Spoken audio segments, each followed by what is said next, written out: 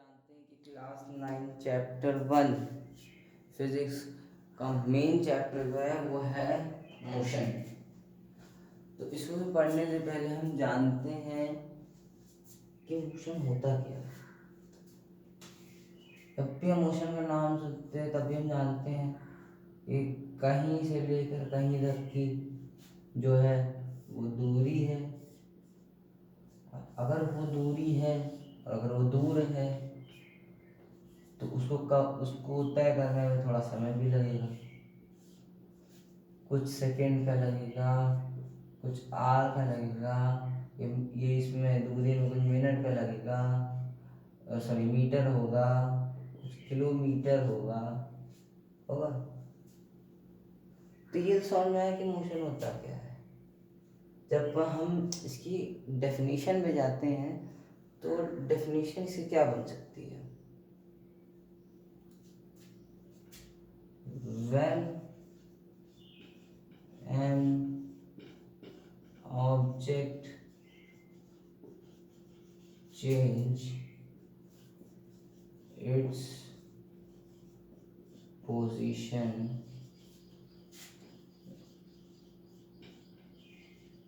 continuously with particular interval of time, ये होता है मोशन। इससे कीवर्ड बस ध्यान रखना, जैसे इंटरवल हो गया, ठीक है, चेंज इज पोजीशन कॉन्टिन्यूसली हो गया। इसके कीवर्ड्स हैं जो मेन याद करने होते हैं, ठीक है। तो ये तो हमने जान लिया मोशन। अब हम जानते हैं क्या, जैसे कि हमने बहुत अच्छी चीजें पढ़ी हैं और फिजिक्स चालू ही होती है फिजिकल क्वांटिटीज, फिजिकल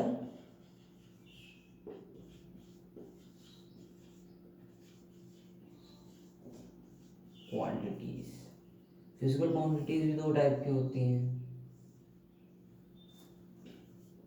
एक स्केलर और एक वेक्टर। स्केलर क्वांटिटी क्या होती है, जिसमें सिर्फ मैग्नीट्यूड होता है,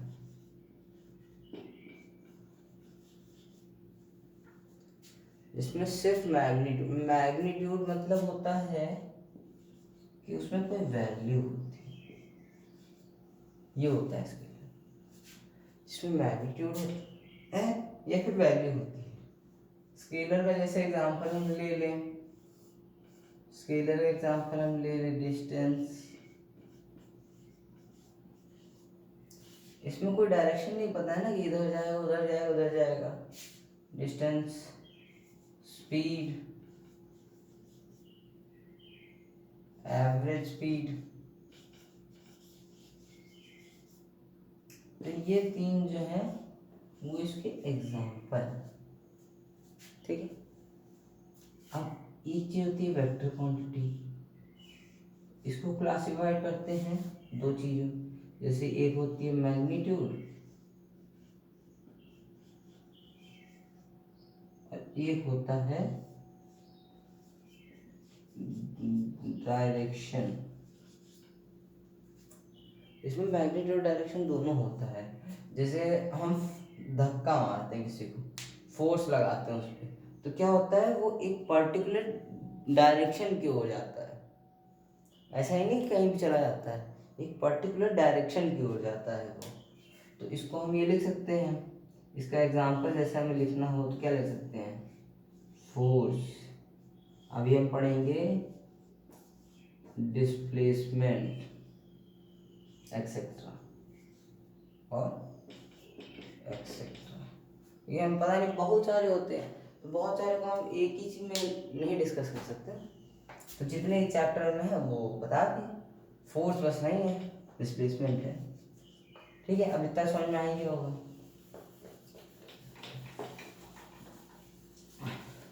अब पहले हम डिस्टेंस और डिस्प्लेसमेंट को समझने से पहले हम उसकी डेफिनेशन लिखें।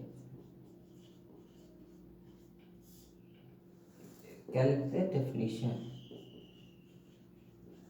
An actual path covered by an object between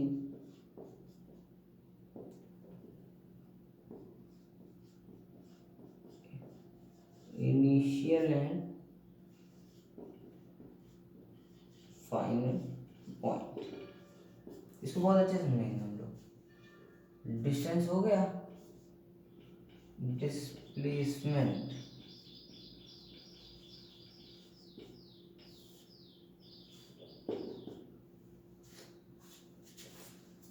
तो यहाँ लिखेंगे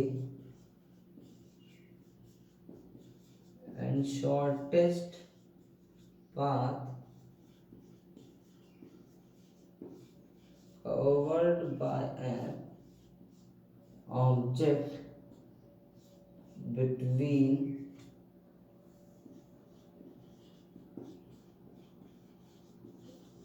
initial and फाइनल पॉइंट। इस डेफिनेशन को समझ जाओगे, बस ये दो कीवर्ड ध्यान रखना, दोनों ये कीवर्ड है, ये ध्यान रखना, तो भूलोगे नहीं, ठीक है। फिर एक ना दो हो गया, अब डेफिनेशन तो लिखी ली होगी, मिटा दिया जाए। अब समझते हैं डिस्टेंस और डिस्प्लेसमेंट होता है, इसको एक कहानी से समझते हैं। तो कहानी ये है कि एक ऐसे हम लोग देखते हैं, जैसे रिलेट कर लेते हैं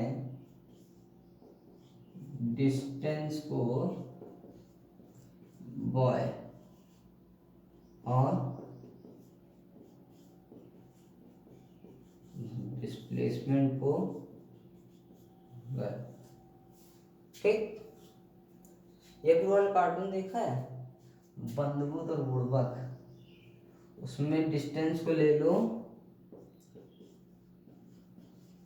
बद्रीनाथ और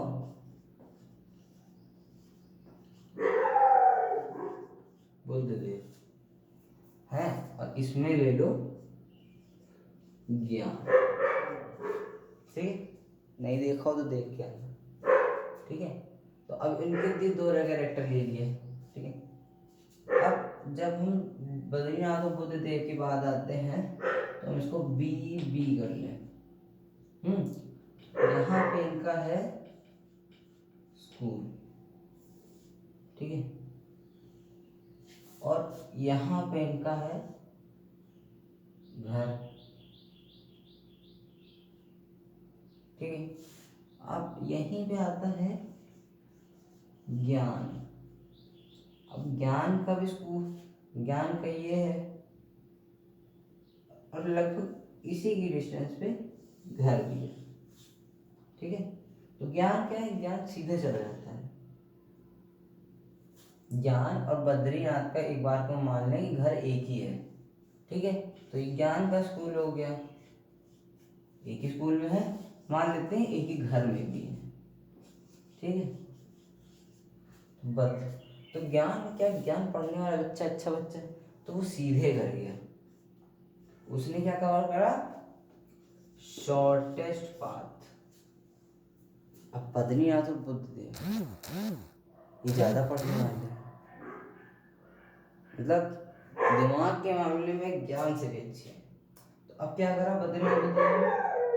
पहले इधर आ गए, फिर उधर वाले चौराहे गए, फिर इधर आइसक्रीम खाई, फिर इधर कुछ खाया, इधर झूला झूले, इधर इधर गए, इधर इस पार्क गए, ऐसे ऐसे ऐसे ऐसे ऐसे ऐसे, बाद में 3-4 घंटे बाद पहुंचे कहाँ? तो इन्होंने अपने हिसाब से एक पाथ बना लिया, जिसको हम नाम दे देते हैं एक्चुअल, ठीक है। तो ये एक्चुअल पाथ है, ये शॉर्टेस्ट पाथ है, ठीक है। तो ये होता है हमारा डिस्टेंस, और ये जो हमारी पूरी कहानी की ज्ञान वाली वो होती है डिस्प्लेसमेंट। भले ही ज्ञान अच्छा हो, लेकिन मजा इन दोनों को ही देखने में आता है। ठीक है, तो ये हो गया हमारा डिस्टेंस और डिस्प्लेसमेंट। ठीक है, तो हम एक बेसिक सी चीज है और उसको और पढ़ लेते हैं, डिफरेंस जो इन दोनों के बीच में है उसको और पढ़ लेते हैं कि क्या होता है।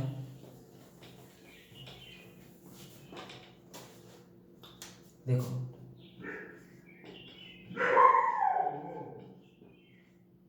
डिस्टेंस और डिस्प्लेसमेंट। ठीक, पहला क्या होता है, ये कवर्ड करता है, अपने हिसाब से अच्छा लिखना, मैं रफली बता देता हूँ। ये एक्चुअल पाथ और ये शॉर्टेस्ट पाथ कवर करता है। ठीक है, तब तक एक बार रिमाइंड कर लो जो चीजें बताई हैं, रिमाइंड भी हो गई होंगी। तो ये एक्चुअल पाथ कवर करता है, शॉर्टेस्ट पाथ कवर करता है, और ये जो डिस्टेंस होती है वो हमेशा पॉजिटिव रहती है।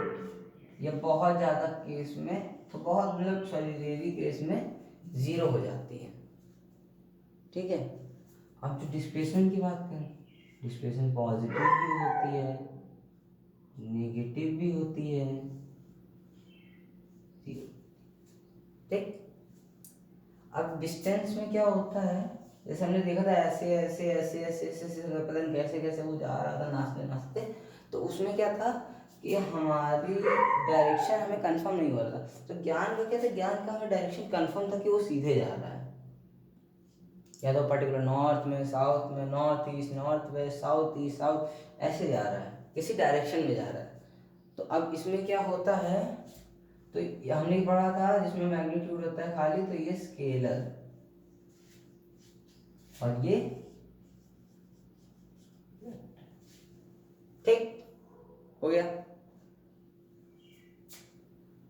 3 पॉइंट हो गए, मैक्सिमम 5 पॉइंट तक लिखा जाता है एग्जाम में, तो 5 पॉइंट हमें इसमें बना। अब देखो, डिस्टेंस को डी से करते हैं और इसको एस से करते हैं, क्योंकि जब हम इक्वेशन सॉल्व करेंगे तो उसमें एस से ही करना पड़ेगा। तो देखो, डिस्टेंस और डिस्प्लेसमेंट कब इक्वल होती है, जब ये स्ट्रेट लाइन में होते हैं। ठीक है, और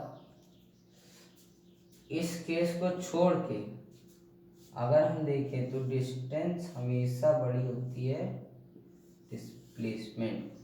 तो यही कुछ बेसिक डिफरेंस थे जो हमें पढ़ने थे और हमने ये पढ़ भी लिए। अब कोई दिक्कत तो होगी नहीं, हटा दिया जाए इसको और क्या।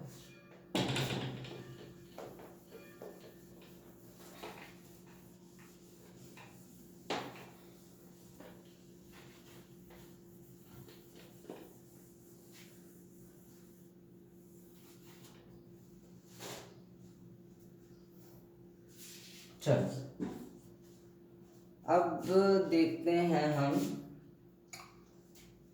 कि मोशन, जैसे मोशन है वो कितने प्रकार का है, वो तो हमने बेसिक चीजें पढ़ ली। अब ये हमारी क्या है, एक होता है यूनिफॉर्म मोशन, एक होता है नॉन यूनिफॉर्म।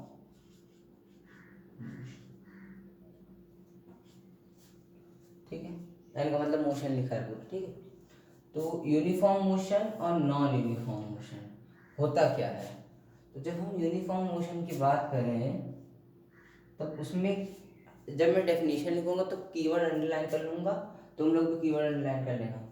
तो यूनिफॉर्म मोशन क्या होता है, एक इक्वल डिस्टेंस और इक्वल इंटरवल ऑफ टाइम। मतलब एक डिस्टेंस जैसे 5 मीटर में, जैसे ये हमने ग्राफ बनाया तो 5, 10, 15, 1, 2, 3, 1 सेकेंड में 5, 1 सेकेंड में 5, 1 सेकेंड, 2 सेकेंड में 10, 3 सेकेंड में 15। तो ये ग्राफ ऐसे जाएगा। जब भी ग्राफ, तो ये क्या कर रहा है, equal distance with equal interval of time कर रहा है। ठीक है, यही होता है यूनिफॉर्म। डेफिनेशन से और अच्छा क्लियर हो जाएगा। लेकिन एक चीज़ ध्यान रखते हैं, जब भी हम रोड पे निकलते हैं या साइकिल चलाते हैं या कोई गाड़ी चलाते हैं तो उसमें एक चीज़ होती है कि कभी भी हम यूनिफॉर्म मोशन में चला ही नहीं सकते। क्यों? क्योंकि हमें ब्रेक मारना पड़ेगा ही, स्पीड बढ़ानी ही पड़ेगी कवर करने के लिए। ब्रेक मारोगे नहीं तो सामने वाला उड़ जाएगा। ठीक है, तो अब जब हम इसकी डेफिनेशन लिखेंगे तो क्या लिखेंगे, when an object covered equal distance with equal interval of time। ठीक है, तो उसमें क्या है, ये equal distance equal interval of time, ये चीज होती है। ठीक है, तो इतना समझ में आ गया। when an object cover equal distance with equal interval of time, जो होता है यूनिफॉर्म मोशन। तो यूनिफॉर्म मोशन समझ में आ गया होगा। यूनिफॉर्म मोशन कभी भी यूज नहीं होता है, हमेशा नॉन यूनिफॉर्म यूज होता है। नॉन यूनिफॉर्म में एक चीज है, डेफिनेशन लिख दिया जाए पहले, तो लिखेंगे when an object cover unequal distance with equal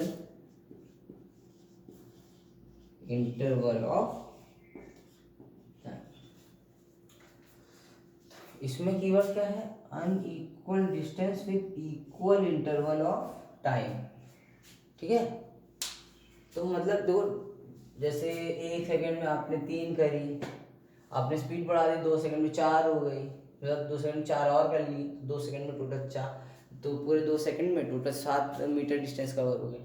but time तो एक कांस्टेंट स्पीड से चलता है ना, 1, 2, 3, 4, लेकिन टाइम के हिसाब से डिस्टेंस तो चल सकती है। तो यही चीज़ है यूनिफॉर्म और नॉन यूनिफॉर्म।